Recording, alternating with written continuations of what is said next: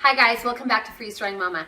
Right now, I just did a video on lyophilization and the process behind it, but we're not going to talk about that as much today because I've already covered a lot of this in that video. What we're going to cover today is how to reconstitute eggs, and we're going to do two awesome fun ways to do it. My favorite way is to, well, I've got a jar here.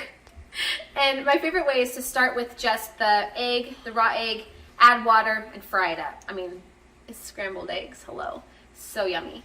But let's talk about the baking way. And I'm not going to bake it because I don't have anybody to eat it, and I would totally want to sit there and eat it all day long, and that's not necessary today. When you're going to bake it, so here are the two.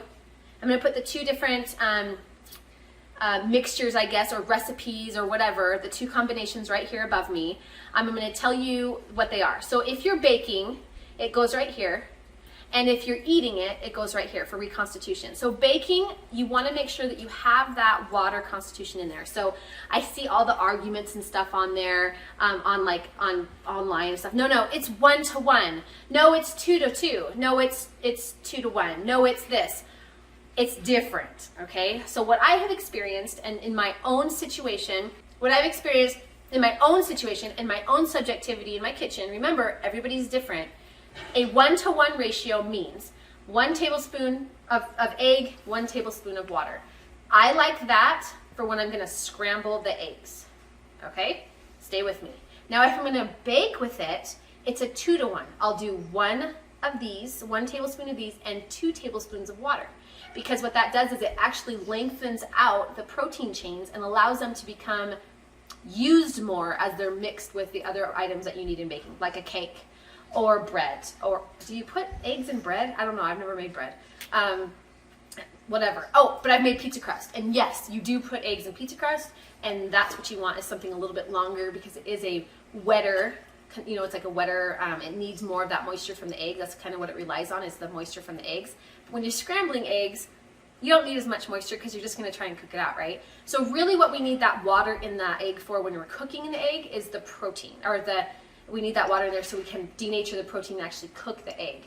So the trick, though, is to make sure, come on in here, is to make sure that you are letting it sit long enough in either aspect. Whether you're baking with it or cooking with it, you want to make sure that you are giving it enough time to gather that water. So here we are. We're going to do 3 tablespoons of egg because I'm going to put it in my pan. So I'm going to do 1, and I don't perfectly because look at the holes in there. You don't need to measure it or whatever, just eyeball it. You got this. 2, 3. Okay, we're going to start with 3 there. I'm going to put the lid on. I like to keep a little bit of these eggs in a jar. There's no oxygen absorber in here. This will stay good for about 2 weeks before it starts getting that stale kind of flavor. And then I'm going to add 3 of these. 1. I wish I could go over on these. 2. Now remember, I'm doing this for cooking. Okay, now you can look at them. We'll stir them a little bit. Look at how they're getting that stringy look that eggs get. But the reason you want to make sure and give them enough time is because you want them to make sure that they are ready to be cooked. The water, the H2O presence in that egg determines if it can actually be cooked or not. So just give it a minute. We're going to let it sit here and cook for reconstitute for a minute, absorb that water. Okay, so while that's kind of doing its thing and taking a bath, let's talk about my favorite way to bake with an egg. So we do this thing called a black bean cake, and the cake literally has no flour in it. It has black beans, and we get those all in the blender, but we add lots of eggs to it. And the eggs really give it this nice fluffiness. Everything in the black bean cake I have in my food storage. I have the eggs, I have the black beans, but what's really awesome is all I need is water, and this thing will cook up in anything. The black bean cake, flourless black bean cake, literally will cook up in a Dutch oven. It'll cook up in a tin foil. If you put it in a tin foil and put it on your stove, it acts almost like a mug cake, where you can put a mug cake in the microwave and kind of bake up. It takes a little bit longer because the beans are a stiffer carbohydrate than flour is, meaning it has a lot of protein in there too, and so it kind of slows down the baking process. but it's great because it's filling. It has the protein, it has egg in it, it has all that in it, and it makes it so it's accessible to you in a situation where you're like, oh, I really miss chocolate. Oh, but I'm also super hungry for something kind of healthy. It's a healthy cake. My daughter and I have eaten it for breakfast. It's so good. But that's a great way to use your eggs and have a filling way without any flour. I know it's not keto, but it is paleo, and it is definitely something that you want to put in your food storage for when you don't have the opportunity to really eat those snacks and stuff, but you want to still eat healthy and have those calories count. Because as much as I would love to have cake at the end of the world, I'm just not sure cake would get me down 5 mile hiking, right? Okay, so come back in here. We're gonna look at this egg again. Now you can see how it's starting to get that stringy look, and the little lumps are actually no longer really lumps. They're just sitting there getting reconstituted. Okay, let's go ahead and see what this cooks up like. I've got a pan here. It's ready to go. I've got my bacon grease in it because, yes, I will have bacon grease at the end of the world, people. This is how this works for me. Okay. So I'm going to dump this in and kind of scrape the dish in. Ugh, that's annoying. Okay, let me get a spatula. Okay, I'm going to salt and pepper this because, hello, that would be disgusting. I have to have salt and pepper on my stuff. Okay, and you can see if I move it, you can see how the edges are already cooking. This is because we've introduced water into it, and we've actually made it to where it can reconstitute. Now, here's what I'm going to do. While this is over here cooking, I'm going to add some powdered egg here where there's no bacon grease, so you can see that it actually won't do anything until you add something to it. I got to kind of act fast because that grease looks like it's wanting to spread and make friends. I don't want to waste it, so I'm not going to use too much. But it literally will sit there and do nothing. See how this one's already bubbling? This is a pretty hot pan. That might just burn, but it's not going to sit there and denature the way that we have this egg denaturing over here. So I'm going to show you. It's cooking. And you saw it before, it was just powder.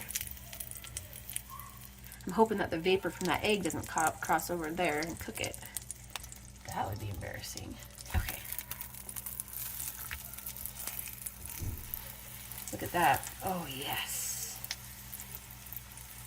And to equal 1 egg is 2 tablespoons of egg. And I've measured this out. This is for a large egg. 2 tablespoons of egg powder with 2 tablespoons of water equals 1 egg for cooking. You would do probably 3 to 4 tablespoons of water if you want it to do baking. And again, that's to utilize that water. Okay. I think that's about good. Let me get a small plate. But do you see how this hasn't done anything? It's browning, but it's not cooking. I can add some water to that and see if that changes anything. Let me add some water to that and see what it does. We're having science time today. Oh yeah, look at, see, it's not those proteins and stuff. Oh, there we go. Now they're starting to see how it kind of puffed up a little bit? Yeah, that's not gonna. So it certainly is nothing. You have to actually change that protein to add the egg. Now remember, if you're going to reconstitute this in your mouth, I'm going to tell you right now, it's going to turn out kind of soggy, right? And kind of slimy. And it's going to be just like a raw egg. Oh my goodness. Oh, so excited. I'm really hungry. Okay. I'm so excited. We're taking this camping this year. It's hot, but it has bacon grease in it. Hot! Oh. Mmm. It's fluffy like an omelet. That would make an excellent omelet because it's already been powdered, right? It has already had that air instituted into it. You know how you have to fluff the omelet egg, get really nice and fluffy and get that air in there so it makes it fluffy? It already has it in there because, hello, there, I just added more air. Just kidding. That's not how it does it. But yeah, this is excellent. It turned out really good, really great texture. I would definitely make this into an omelet, add some cheese to it, freeze-dried cheese. If you're gonna add freeze-dried cheese to it, I would add it slowly as it's cooking, and then it will reconstitute itself from the eggs as it's vaporizing. And then it will melt and be all gooey, like we love. Okay guys, thank you so much for stopping by and seeing this egg video. I'm gonna have my daughter try some of that and see if she likes it.